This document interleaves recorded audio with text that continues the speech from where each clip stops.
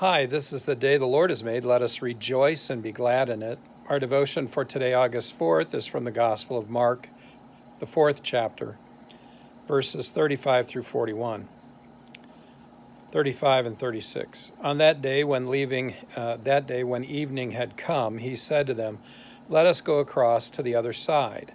And leaving the crowd, they took him with them in the boat, just as he was, and other boats were with him. There are a few accounts of Jesus calming the wind and the waves of the storm while he's in the boat with the disciples. In this account, Mark tells us that they had come to the end of the day, and Jesus invited them to go to the other side of the sea. So they left the crowd and they took Jesus with them in the boat just as he was.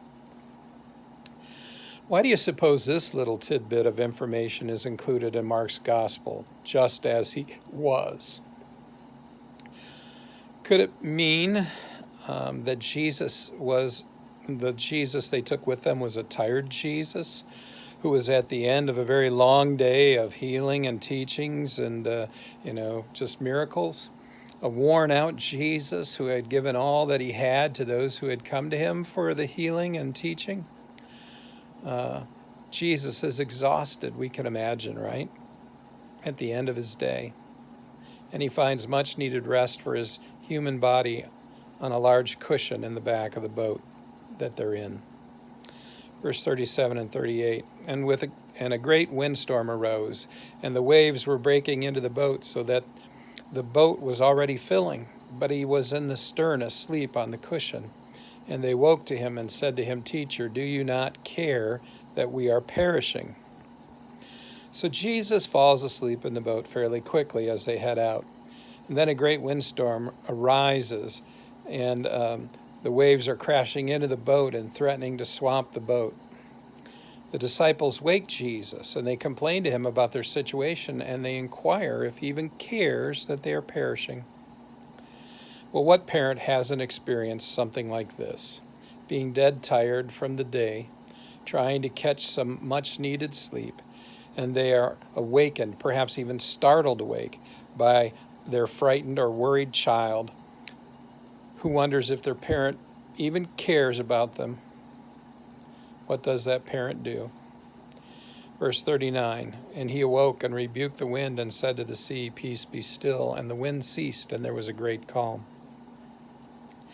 Jesus, as we said, probably still tired from what he had done in his long day that ended only a few hours ago, wakes and gets up and rebukes the wind and the sea, bringing them both to peace and stillness. And there's a great calm in and around the boat and the sea. And Jesus said to them, "Why are you afraid?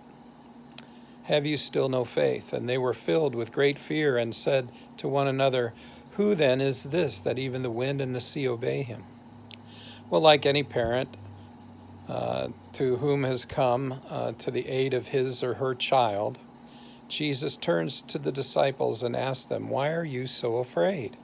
What is it that's making you so afraid?" Because Jesus wants to get to the heart of their fear and deal with it, just like parents do. He asks also, "Have you still no faith?" Because he had been right there with them in the boat. And of course, he would not let anything bad happen to them. After the things that they had seen him do, how could they doubt that he would look after them and all their needs? Many parents will then reassure their child that they will protect them and that she or he will not let anything bad happen to them. But we're told that the disciples were still not reassured, that they instead were still afraid because Jesus' power over nature was something they couldn't understand. Their fear switched from being centered on the storm and the wind and the waves to being centered on this Jesus who seemed to control the wind and the waves and the sea. He frightened them. And one wonders, will the peace that Jesus shares with others be made manifest in them if they don't fully realize and believe in who Jesus really is? Is lack of faith a barrier to receiving the Lord's peace? I believe that this lesson shows that it is. Even though Jesus brought nature to peace, his disciples were still afraid. They were not at peace. I believe they are not at peace because they still don't believe in who Jesus truly is. And I think this is Mark's point. They even ask the question among themselves, who then is this, that even the wind and the sea obey him? And it causes the reader to wonder himself or herself who this Jesus really is. In the areas of your life that seem to be in chaos, that seem to be swamping over, threatening you, that seem to be causing you to be afraid, do you believe that Jesus is Lord and Savior over those areas in your life? Or have you been trying to be Lord over those items? Give them to Jesus. And as you do, believe that he's capable and willing to bring peace to those areas and into your life because he is the Son of God. He is your Savior. Go in peace, serve the Lord.